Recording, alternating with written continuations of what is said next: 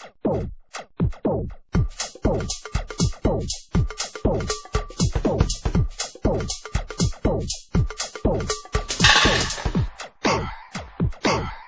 two, three, four.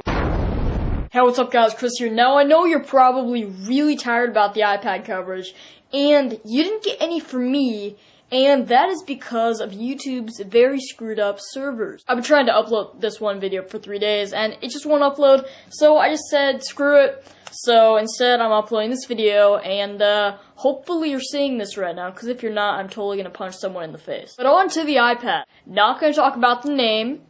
Mad TV already did 2 years ago. They were right on it, and I just can't help laughing. But the iPad is getting a lot of hate lately. It's kind of just because, well, it's a gigantic iPod Touch.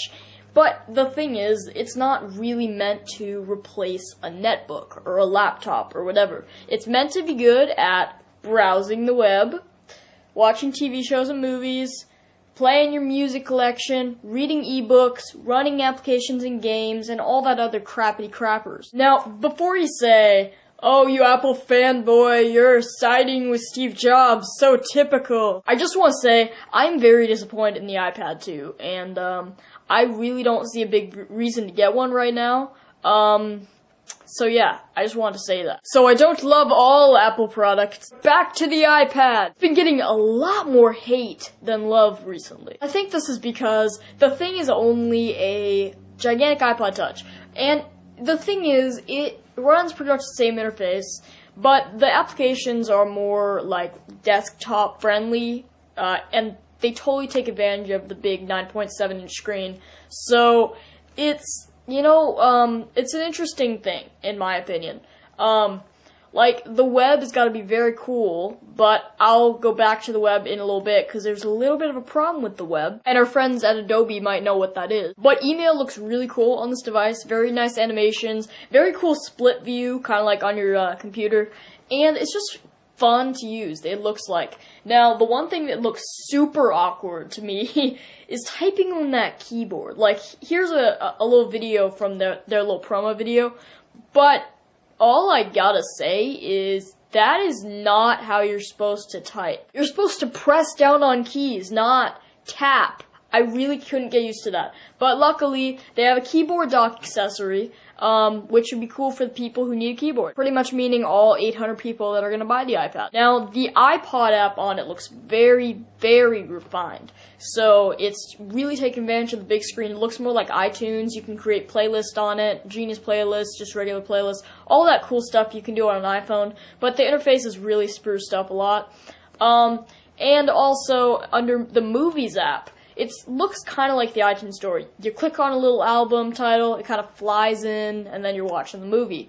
So it's more like iTunes, pretty much. But I think the really big thing about this device is going to be the App Store and the iBook Store. Because the App Store, that's where the real innovation of this product is. Because, in my opinion, the phrase, our most advanced technology, and a magical and revolutionary device at an unbelievable price. Whoa! Whoa, whoa, whoa, whoa, whoa, whoa, whoa. Last time I checked, a big iPod Touch is not revolutionary. And how do you pick up crap like... You know, it's true. When something exceeds your ability to understand how it works, it sort of becomes magical. And that's exactly what the iPad is. Thank you, Johnny Ive. But back to the App Store, what I'm saying is, the real innovation is going to be in the apps. Like, there were a few demoed. The MLB app looked awesome for baseball. You know, you could pull up baseball cards individually while watching a full-screen game. You can watch little videos and, like, little trays, kind of. There's these little drop-down menus that appear throughout the OS. And it looks like a big part of the iPad OS, but it looks like those apps are going to be really cool. And like the New York Times app, it's awesome, just like a newspaper and stuff.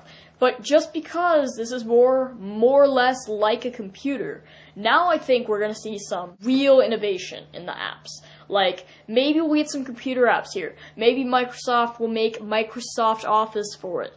Maybe Adobe will work on a Photoshop application for it. You know, there are a lot of possibilities, almost endless possibilities for this App Store, and that's where I think we're really going to see the innovation. Now, another place on the device where I think we're going to see a lot of innovation is in the ebooks section called iBooks.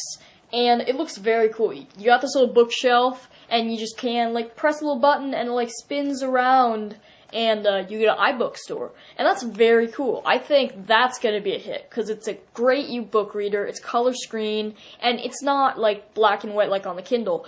The only advantage of the Kindle is this, after reading for a while, will probably make your eyes hurt. And on the Kindle, e-ink doesn't do that, and the battery life's a lot better on e-ink displays. So the Kindle's probably better for reading books alone, but if you want a better experience, definitely the iPad is the way to go. And another thing I just couldn't help but notice is, how come the stocks, weather, and notes applications are missing from the iPad? Now, I don't normally rant, but this could easily turn into a rant. So put your helmets on. What did I mean by that? So, there are two big glaring issues that are on the iPad that we've been wanting on the iPhone for a really long time, and this could spell a problem for the upcoming iPhone 4.0 OS.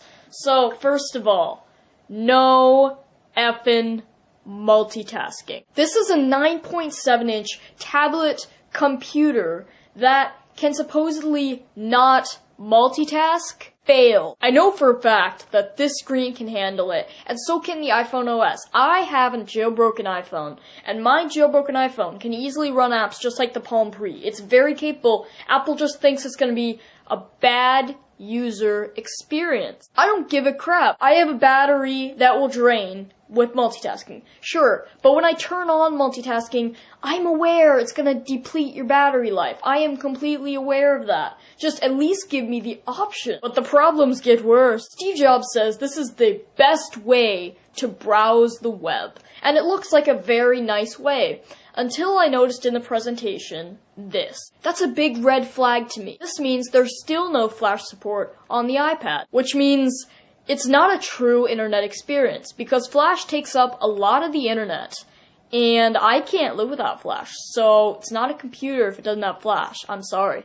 I have no idea why Adobe and Apple haven't put in Flash yet. Adobe in the past has said they're working on it, and now Adobe's blaming Apple for this. I don't know what's going on, but I want them to fix it, because I want Flash. And now that these things are not on the Apple tablet, it gives you a pretty good reason they're not going to be in the iPhone 4.0 release either. And guess what that means? Android, here I come. I am tired of the iPhone OS.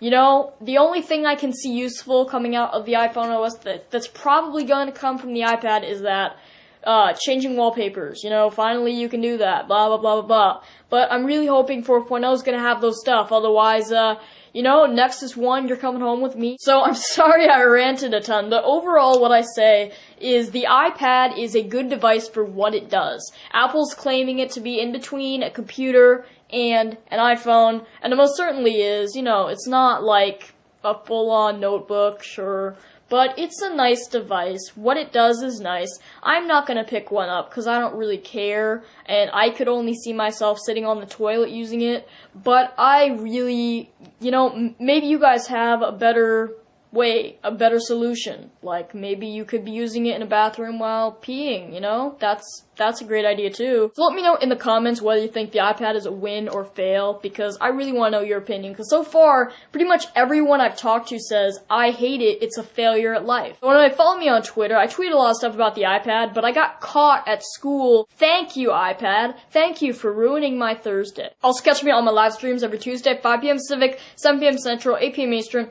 Also have a lot of fun, talk tech, talk about new rumors that's coming out, talk about just random stuff going on with me and stuff. It's always a lot of fun. And we also take Skype calls, so that's a bonus. So anyway, I'll catch you cats on the flip-flop.